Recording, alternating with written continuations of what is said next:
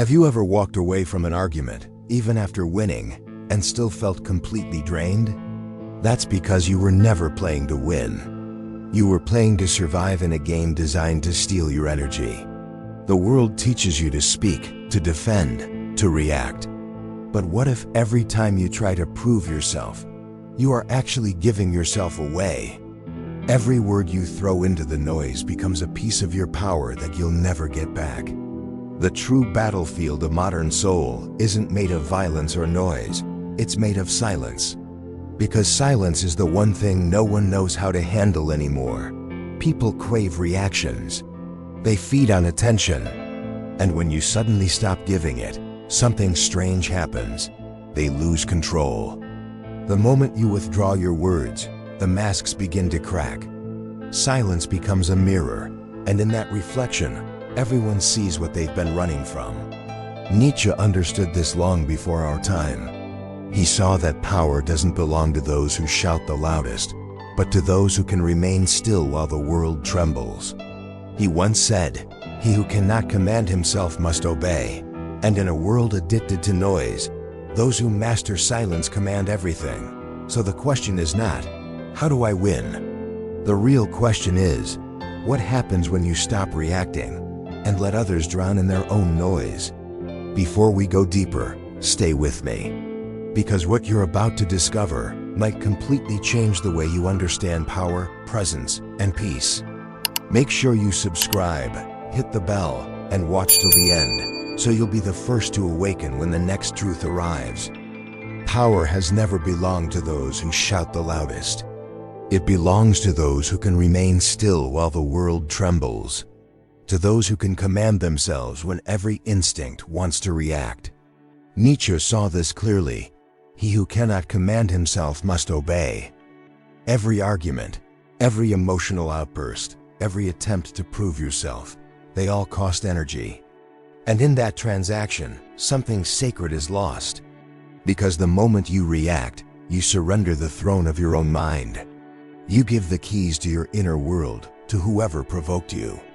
That, Nietzsche believed, is how power quietly changes hands. We live in an age of constant reaction. Social media thrives on it. Outrage sells. The more you react, the more predictable you become. The more predictable you become, the easier you are to control. People no longer listen to understand, they listen to respond. They no longer seek truth, they seek validation.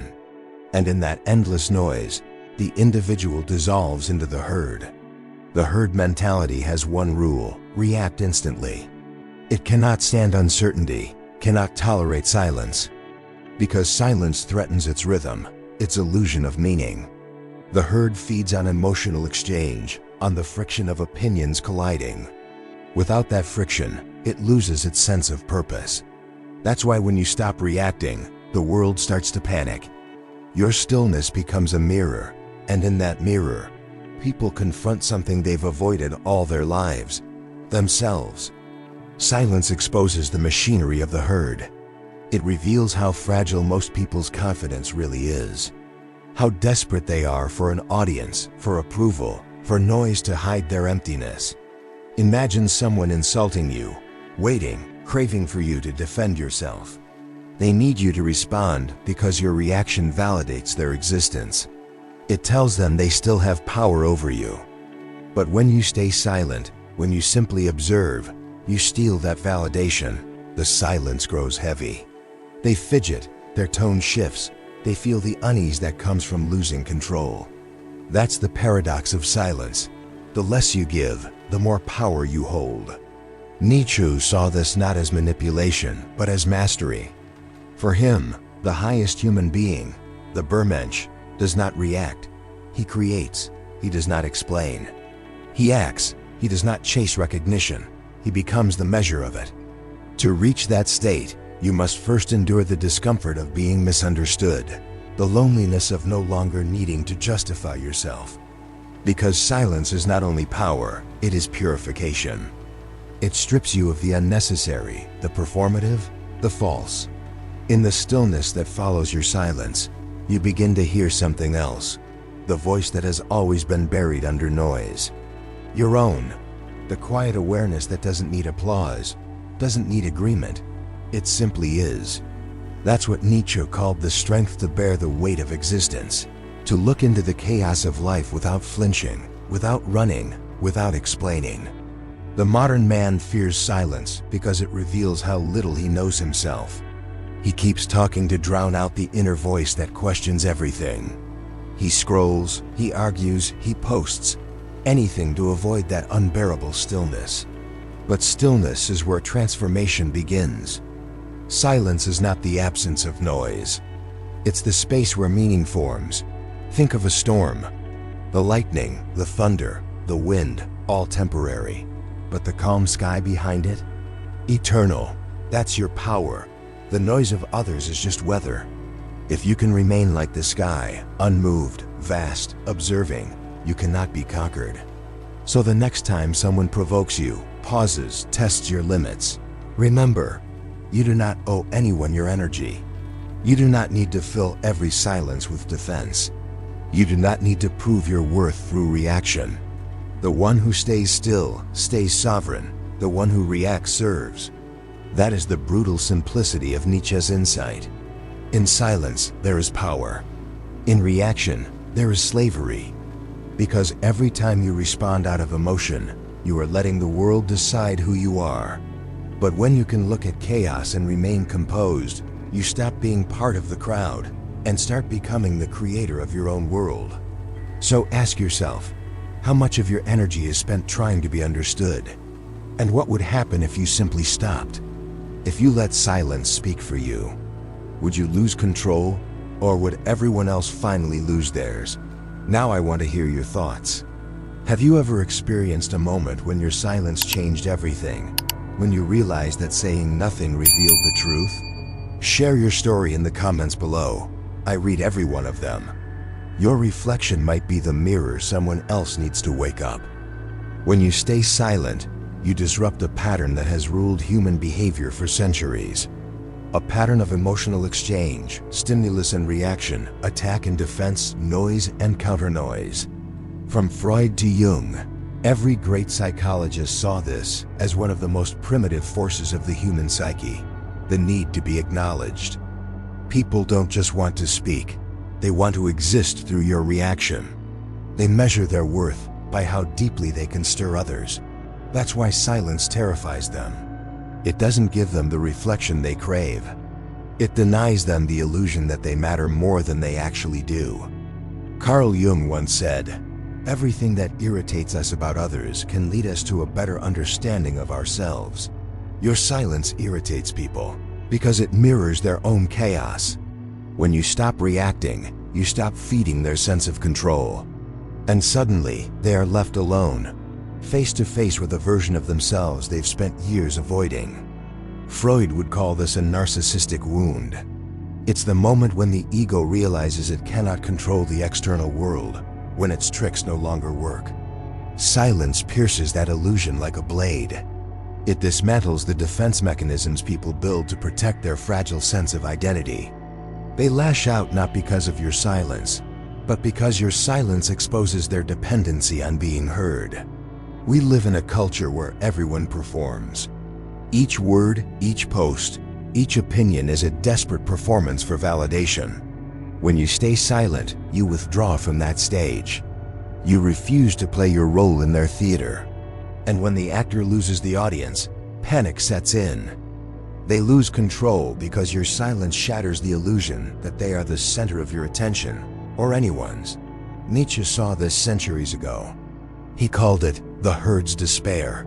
The herd needs noise to feel alive, needs agreement to feel right, needs conflict to feel powerful.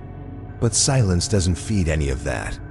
It creates a void, a psychological vacuum that most people cannot bear, because in that void, they meet themselves. And what they find there is often unbearable.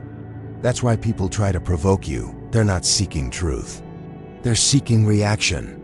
Your reaction reassures them that they still matter. It confirms that they can move you, disturb you, shape you. It keeps them from realizing how little power they truly have. But silence breaks that illusion. It flips the dynamic completely. Now they are reacting to you. Now they are projecting their insecurities onto the blank canvas of your calm. In Jungian terms, they're throwing their shadow at you, all the traits they reject in themselves. Insecurity, neediness, weakness. Your silence becomes the screen onto which they cast their unhealed wounds. That's why they say you're cold, arrogant, heartless. It's easier to label you than to face their reflection. But the truth is, your silence doesn't harm them, it reveals them. And for many, revelation feels like violence. Think of a time you refused to argue back, when you simply watched as someone's frustration grew. At first, they demanded your response. Then they raised their voice. And finally, they collapsed under the weight of their own noise. That is the moment silence wins, not by crushing, but by allowing truth to surface. This is not about manipulation. It's about mastery. When you stop reacting, you regain authority over your inner energy.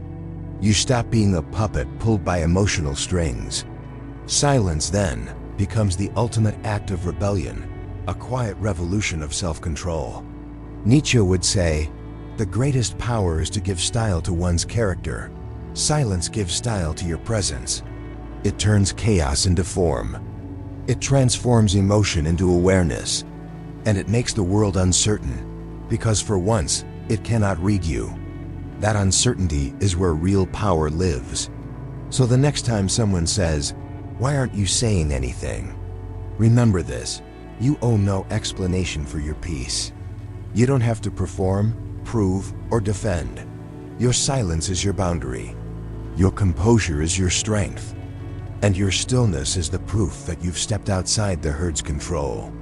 When you stay silent, people lose control, not because you've taken something from them, but because you've revealed how dependent they were on what was never theirs to begin with: your energy, your attention, your reaction. And that's why silence isn't empty. It's full of truth, a truth so heavy that most cannot carry it. Now I'd love to hear from you. Have you ever seen someone lose control because you stayed calm? Have you ever felt the strange power of saying nothing at all? Share your story or your thoughts in the comments below. I read everyone, and your reflection might help someone else step out of the noise and into their own stillness. There's a strange kind of power that reveals itself not in words, but in pauses. You've seen it before, in the meeting room, in an argument, in a relationship. It's that moment when someone refuses to fight back, and the entire room suddenly changes temperature. The silence thickens, almost unbearable. Because in that silence, control silently shifts hands. In the modern world, silence has become an act of rebellion. We are trained to respond instantly, to every message, every insult, every provocation. Our phones vibrate, and we obey. Our ego gets challenged, and we defend. We are conditioned to prove that we exist by making noise. But what if the most powerful move you could ever make was simply not to play? Imagine this. You're in a meeting. Someone questions your ability, tries to humiliate you in front of others. The instinct screams, defend yourself, explain, fight back. But instead, you take a breath. You let their words hang in the air. The silence stretches. People look at you, waiting, anticipating your reaction. And then something happens. The aggressor starts to falter. Their confidence cracks because the silence exposes their intent. They wanted chaos. You gave them stillness. And suddenly, everyone in the room sees it too. That's not a weakness. That's a command. The same principle unfolds in relationships. A partner provokes you, maybe out of fear, maybe out of control. They expect your anger, your justification, your need to be right. But when you stay calm, when you refuse to feed the fire, the dynamic collapses. They lose control because their emotional pattern no longer works.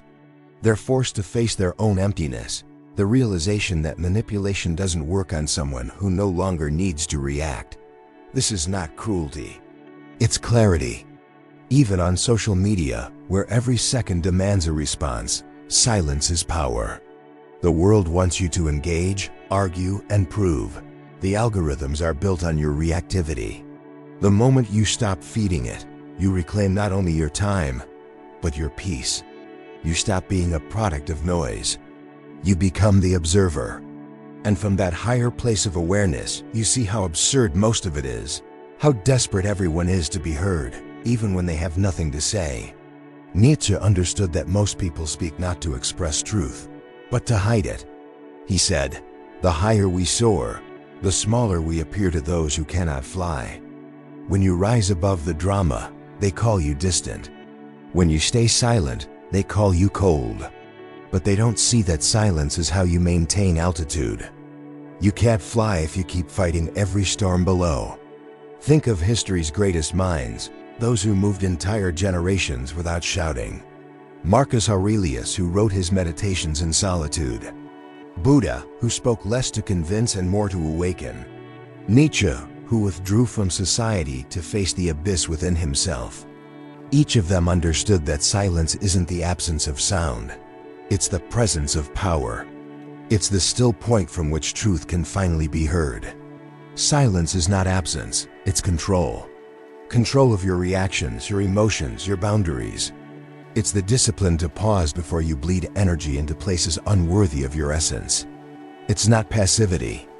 It's the highest form of activity, inward, deliberate, and absolute. And here's the paradox. The more silent you become, the louder your presence feels. People sense it. They can feel that you're no longer accessible in the same way. Your boundaries are invisible but undeniable. That's why they get uncomfortable, because they can no longer read you, predict you, or use you. And when the world can't define you, it starts to fear you. This is the quiet dominance Nietzsche spoke of, the will to power not over others, but over oneself. To command the self so completely that no external force can dictate your peace. When you master this, you don't just win arguments. You transcend them. You stop being part of the noise, and you start becoming the stillness that others orbit around. So, as you move through your day, remember this. You don't have to attend every argument you're invited to. You don't have to answer every message. You don't have to explain every silence. Your energy is sacred. Your silence is sacred. Protect both, because they are the foundation of your freedom. Now I want to hear from you. Have you ever witnessed this shift? The moment someone lost control because you refused to react? Maybe at work, in love, or online. Share your story in the comments below. I read everyone. Your reflection might be the pause that awakens someone else to their own strength. At first, silence feels like strategy, a deliberate act, a weapon you choose when words no longer serve truth. You use it to protect yourself, to stop bleeding energy into chaos. But over time, something shifts. Silence stops being something you do and becomes something you are. This is where Nietzsche's philosophy transcends the psychological and enters the spiritual. He believed that true power is not domination of others, but mastery of the self. And mastery begins in the space between stimulus and response, that sacred pause where awareness lives. In that space, you discover what Nietzsche called the will to power, the quiet flame that burns not to control others, but to create yourself. Most people confuse silence with suppression. They think being silent means being weak, repressed, afraid to speak. But Nietzsche would disagree. He saw silence as the highest expression of strength, the refusal to react from impulse, the ability to witness without collapsing into emotion. Silence isn't repression, it's evolution. When you first practice silence, it feels uncomfortable. The ego resists. It wants to speak, to prove, to defend. It feeds on validation like an addict. But if you endure that discomfort long enough, a transformation happens. The noise inside begins to fade. The voice of fear becomes smaller. And what remains is something deeper, the steady rhythm of consciousness itself. This is where silence turns into awareness. You stop reacting because you no longer need to. You no longer chase approval or fight rejection. You begin to see that everything and everyone moves according to their level of awareness. You stop taking things personally. And that's when peace ceases to be a goal. It becomes your natural state. Carl Jung would call this individuation, the process of becoming whole. To him, silence is not an escape from the world, but a return to the center of being. When you are silent, you hear the parts of yourself that have been buried under years of noise. The intuition, the instinct, the inner truth that was always whispering beneath your defenses. To listen to that voice requires courage, the courage to face yourself without distraction, without applause. In that stillness, the ego dies a little, and something eternal begins to emerge. Nietzsche called it the birth of the Bermensch, the one who transcends reaction, morality, and fear. The one who no longer seeks approval from the herd because he has created his own law. When you reach that level, silence is no longer tactical. It is existential. It is the language of mastery. You start to understand that every argument, every noise, every demand for attention, it's all temporary. But the silence within you, that's eternal. It's the foundation from which real creation arises. The artist, the philosopher, the visionary, they all withdraw not to hide, but to hear what cannot be heard in noise. As Nietzsche wrote, the greatest events, they are not our loudest, but our stillest hours. Silence, then, is the doorway to transcendence. It's how you stop being a reaction to the world and start becoming a reflection of something beyond it. You no longer speak to be right. You speak because your silence has given birth to something worth saying. And when you do speak, your words carry the weight of truth. This is the art of silence, to move through life without needing to explain yourself. To allow others to misunderstand you and remain at peace. To let go of control because you no longer fear what happens when you stop performing. You begin to see that the world is just an echo chamber, and silence is the only thing that cannot be echoed. So practice it. Delay your responses. Observe without judgment. When provoked, breathe before you react. When insulted, remember that silence will reveal more than defense ever could. And when you feel the urge to prove yourself, don't. Let your stillness speak. Because true power doesn't announce itself. It emanates. Silence is not the absence of self. It is the discovery of the real self. The self that doesn't crumble under judgment, that doesn't chase understanding, that doesn't need to be seen to exist. That is freedom. That is awakening. Now I want to hear from you. What part of silence speaks to you the loudest? Was there a moment in your life when you realized that stillness was stronger than words? Share your thoughts and lessons in the comments below. Your story might be the quiet truth someone else needs to hear today. There comes a moment, quiet, almost invisible, when you realize you no longer need to win. You no longer need to convince, defend, or prove. You simply are.